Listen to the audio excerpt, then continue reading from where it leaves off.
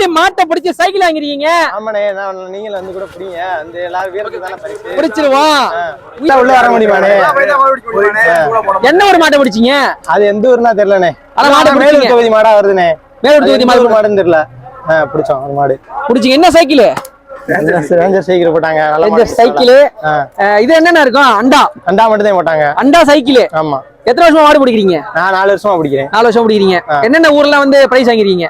அலங்காநல்லூர், ஆவணியாரம், இந்த ஏரியால இங்கே ஒரு 10-15 இடம் இறங்கிருக்கும். தங்க காசு என்ன ஊர்ல வாங்கிருக்கீங்க? தங்க காசுல வந்து ஆவணியாரத்துல வாங்கணும். சைக்கிள் எத்தனை இடத்துல வாங்கிருக்கீங்க? சைக்கிள் 2 இடத்துல இங்க தான் ரெண்டுமே வாங்கணும். ஓகே, ரெண்டுமே வந்து கீழக்கரையில வாங்கிருக்கீங்க.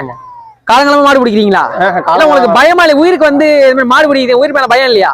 பயம் இருக்கதான் செய்யும், இருந்தாலும் கொஞ்ச நாள் பிடிக்கும். கண்டிப்பானே.